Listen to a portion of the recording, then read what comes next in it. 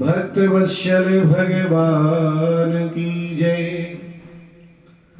तो आज सभी भक्तों के लिए हम एक वीडियो बना रहे हैं, उसको डाल रहे हैं, क्योंकि कल जो है 14 फरवरी है और 14 फरवरी को जो पाश्चात्य देश हैं, हमारी इस धरती के कुछ विदेशी जो हैं, उन लोगों ने अपनी संस्कृति पे ही आघात करने के लिए वैलेंटाइन डे, पता नहीं कौन सा डे ये सब बनाया, जिसको प्रेम दिवस बोलते हैं। वैसे अगर सत्य पूछा जाए तो दुनिया में सबसे ज्यादा प्रेम करने वाले सिर्फ माता और पिता होते हैं संतान से। उनके समान इस दुनिया में कोई भी प्रेम करने वाला नहीं होता है। जो आजकल के नए युवती या बच्चे जो होते हैं, लड़कियां लड़के, आपस में पता नहीं वासनाओं के चक्कर में पड़ करके और एक दूसरे की यहाँ तक जिंदगी भी खराब कर देते हैं। न जाने कितना बड़ा बड़ा झांसा देते हैं, हम ऐसा कर देंगे, हम चांद तोड़ लाएंगे, ये कर देंगे, वो कर देंगे, सारी बातें करते हैं। लेकिन भविष्य में उनका जीवन फिर दुखमय हो जाता है। बच्चे अपने माता पिता से विरोध करके यहाँ तक कि घर बसा लेते हैं। पहले तो उन्हें बहुत अच्छा लगता है, लेकिन उसके जब दूरगामी जो परिणाम आते हैं वो बहुत बुरे होते हैं। उनका जीवन कभी कभी नरक से भी बदतर हो जाता है।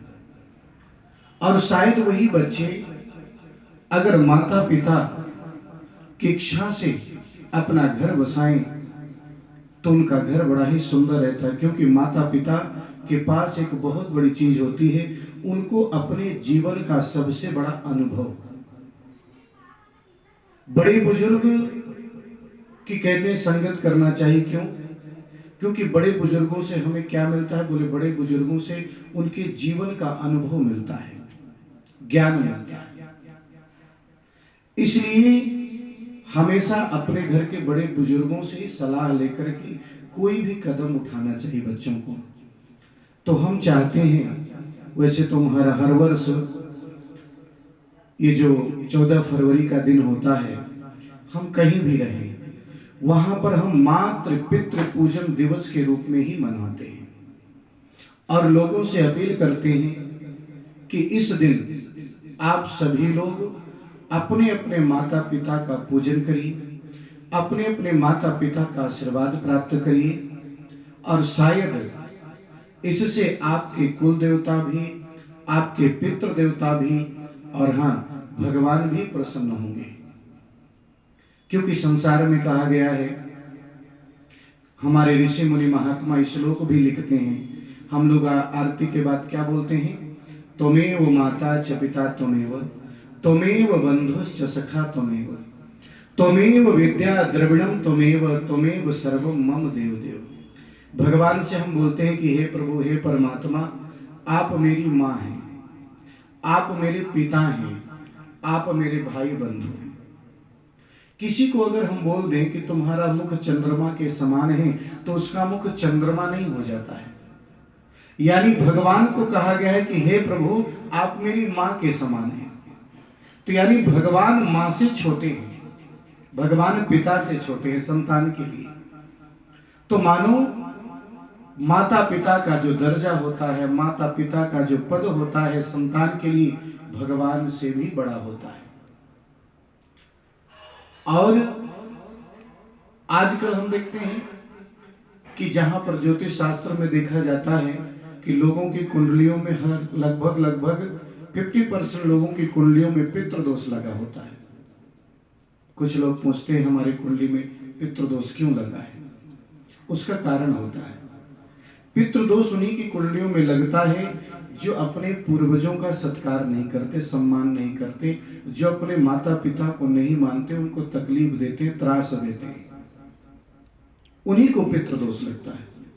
अन्यथा पितृदोष दूर हो जाएगा जब अपने पूर्वजों का सत्कार करना प्रारंभ कर देंगे, सम्मान करना। जब हम अपने से बड़ों को प्रणाम करते हैं, जब हम अपने से बड़ों का आशीर्वाद लेते हैं, तो जानते हैं हमें 4 चीजें प्राप्त होती हैं। हमारी उम्र बढ़ती है, हमारी आयुर्विद्या यशो बलम, अभिवादन शीलस्य नित्यम वृद्धोपसेविनः चत्वारि तस्य वर्धन्ते आयुर्विद्या यशो बलम। उसकी 4 चीजें बढ़ती हैं। आयु बढ़ती है, विद्या बढ़ता है, बल बढ़ता है और बुद्धि बढ़ती है, जो अपने से बड़ों का आशीर्वाद लेता है। संसार में हमारे भगवान गणेश जी, जिनकी हम सबसे पहले पूजा करते हैं ना, उनकी पूजा सबसे पहले क्यों होती है? क्योंकि वो दुनिया के सबसे बड़े माता पिता के भक्त थे। मालूम, उन्होंने माता पिता की परिक्रमा लगा करके रिद्धि और सिद्धि के साथ विवाह किया था और दुनिया के सबसे बड़े प्रथम पूज्य हुए। यानी ये बताता है, इतिहास बताता है, हमारे शास्त्र बताते हैं कि जो माता पिता का आशीर्वाद लेके चलता है वो दुनिया में अलग ही होगा और वो दुनिया में वंदनीय होगा। उसके गुण गणेश जी जैसे होंगे और गणेश जी जैसे उसका सम्मान होगा हर जगह।